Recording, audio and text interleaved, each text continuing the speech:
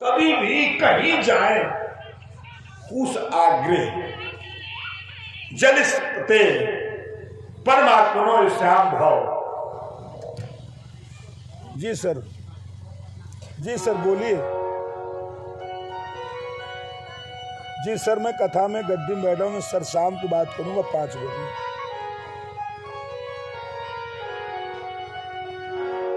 जी जी sir, कहाँ आएगी sir?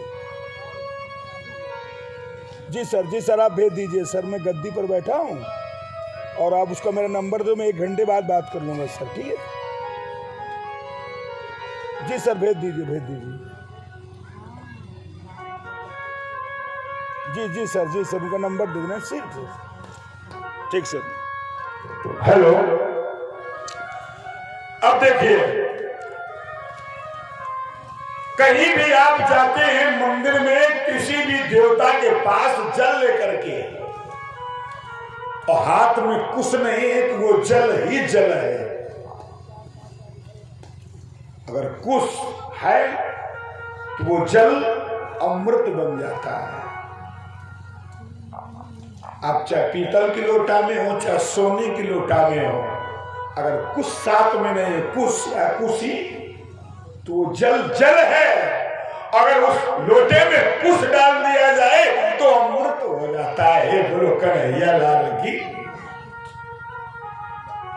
विचार अध्यात्म और दोनों लोगों में विचार भी करते जाना, कथा भी सुनते जाना।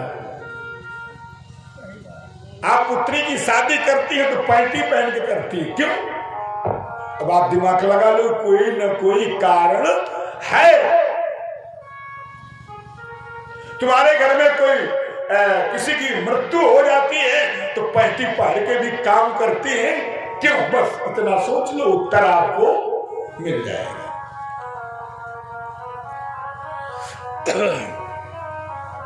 कुशा की उत्पत्ति तो आप बहन जी से सुनेंगे, वो महाभारत की कथा है, सुना देगा। अच्छा, कल बता दी, नहीं डबल कथा हुई है। अब देखिए, अच्छा 12 अवतार का प्रसंग आया होगा तो कुछ की उत्पत्ति है उसमें। अब देखिए, वनिता कद्रु ये 2 बहनें थी। सूर्य के रथ को जो हाँकता है उसका नाम है वरुण, जिसमें लालिमा दिखाई देती है, और दूसरा पुत्र है गरुड़। वनिता कद्रु 2 बहनें थी और एक बार आपस में इन्होंने शर्त लगाया था। क्या? समुद्र मथने यह श्याम खटवांग रत्नो, एक प्रमाण है कि 16 रत्न निकले थे और श्रीमद् भागवत का प्रमाण है कि 14 रत्न निकले थे। श्री मणिरंभा वारुणी अमीर शंख गजराज कल्प द्रुमधेनु धर्म धर्मांतर विश्वास। श्रीमद् भागवत में 14 है, पर अलग ग्रंथों में 16 का प्रमाण मिलता है। उसमें 2 दिव्य अप्सराएं प्राप्त हुई थी। तो सही है, गंगा एक घाट बहुतेरे, संतों का विद्वानों का मत है, हम उसको गलत सही नहीं कह सकते ना। हम एक श्लोक नहीं लिख सकते, एक चौपाई नहीं लिख सकते, तो जो है बहुत अच्छा है भैया, हम उसमें तर्क वितर्क नहीं कर सकते, नहीं दोष लग जाएगा। बोलो गोविंद भगवान की। तो समुद्र मंथन में एक श्वेत अश्व निकला था, तो वनिता ने कहा वो सफेद है, उसकी पूंछ सफेद है। तो कद्रू ने कहा नहीं, वो घोड़ा तो सफेद है लेकिन उसकी पूंछ काली है। क्योंकि जो सर्पों की मां है वो कद्रू है।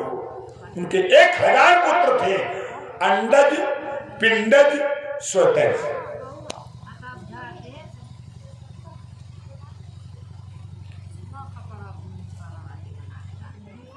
तो आगे क्या हुआ? अपने पुत्रों को आदेश दिया कि जाइए पूंछ में लिपट जाइए, तो पूंछ हो जाएगी काली। तो सर्पों ने इनकार कर दिया था, तस्याम सा पुत्रो श्रापो जन्मेजे यज्ञम भस्मम भवेत्। तो पुत्रों ने इनकार कर दिया था, तो कद्रू ने अपने पुत्रों को श्राप दिया था कि जाइए जनमेजय के यज्ञ में तुम जल करके भस्म हो जाओ। तब जनमेजय ने वो यज्ञ किया था, सब सर्पों को मार रहे थे। ये लेकिन महाभारत की कथा है।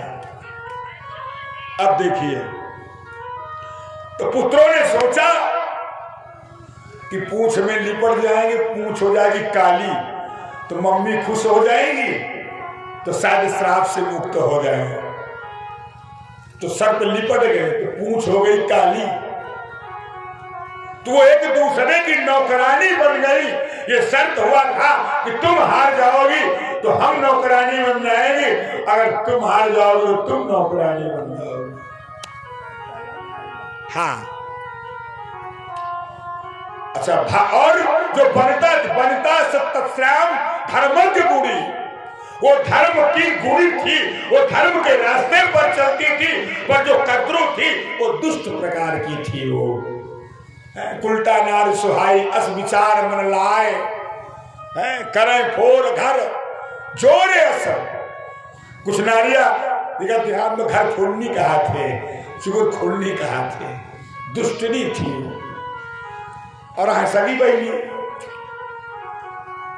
अब देखिए,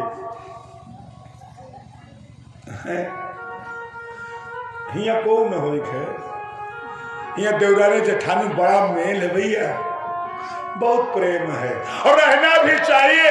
यस्य तस्य यस्याम भवेत्। क्यों? अगर घर में कोई काम हो जाएगा तो साल के बाद कौन मुड़वाएगा? भाई न मुड़वाएगा। अच्छा,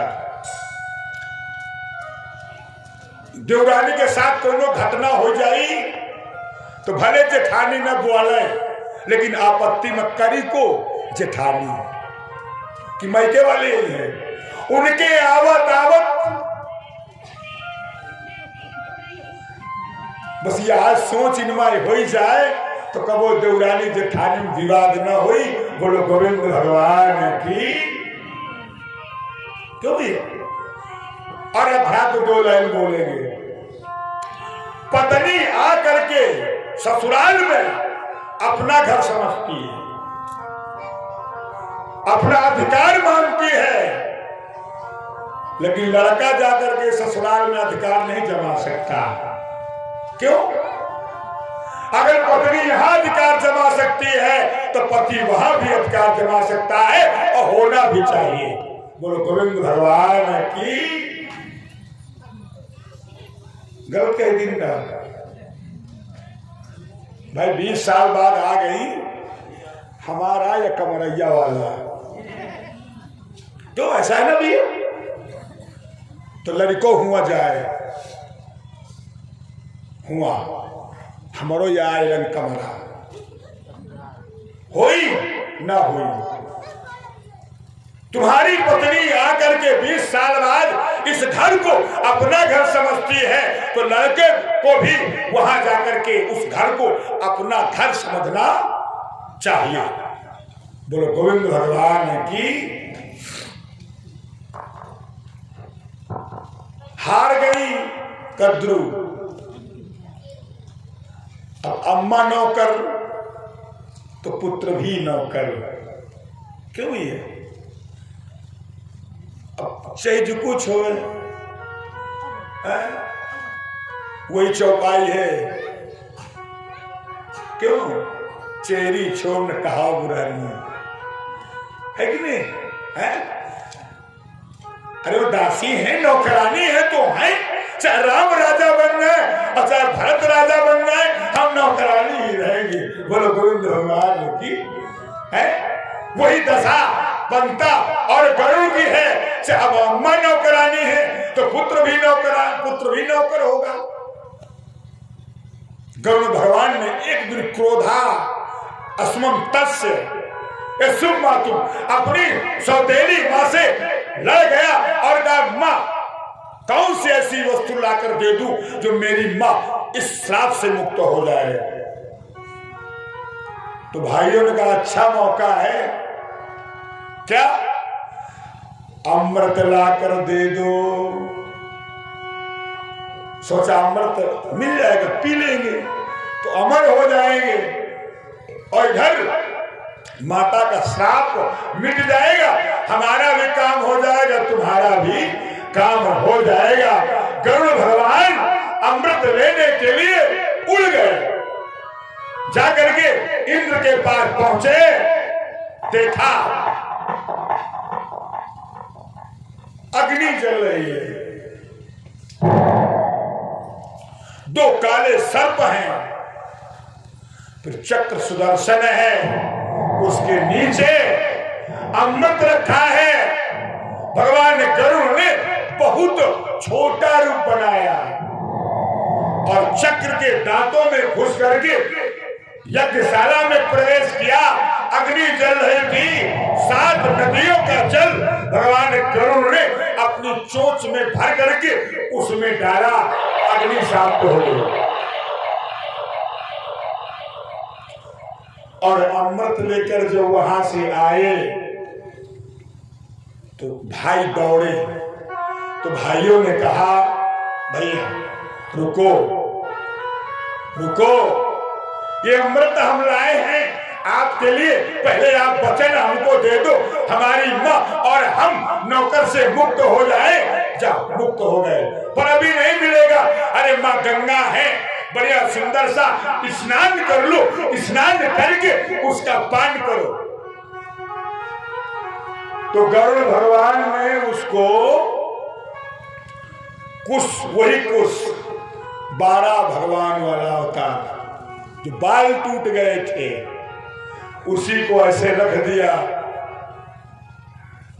और पीछे से इंद्र भगवान पुत्र स्नान करने लगे, कलश रख दिया। इंद्र भगवान लेकर के अमृत फिर वही का वही चले गए। और जो पुत्र स्नान करके आए, जिनके 60,000 पुत्र थे, अमृत कहाँ गया कहाँ गया, कहीं यही रखा था, और मिट्टी के पात्र में है, 2-4 बूंद गिर गया होगा। तो 60,000 पुत्र उस भूसा को चाटते चाटते अपने जीभ के 2 फांके कर लिए। सांप के पीछे एक जीभ और आगे 2 जीभ होती, गौर किया होगा। और कुश को इतना पैना बना दिया, भाई नया कुशी का तो जगी हो तो पान ला दी तो कांटा से ज्यादा दर्द होगी। तभी से कुशा पवित्र है, कुशा जिंदा भी तारता है और मुर्दा भी तारता है। कोई भी आप घर में कार्य करे, कहीं मंदिर में जाए, कहीं भी जाए, तो बिना कुश के किसी देवता पर जल नहीं चढ़ाना चाहिए। बोले गरुड़ भगवान की जय।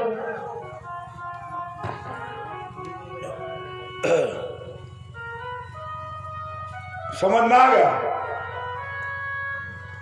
या पूसा तापा जात है, चलो अच्छी बात है, पर पूजा के समय तो लीन जा सकत है।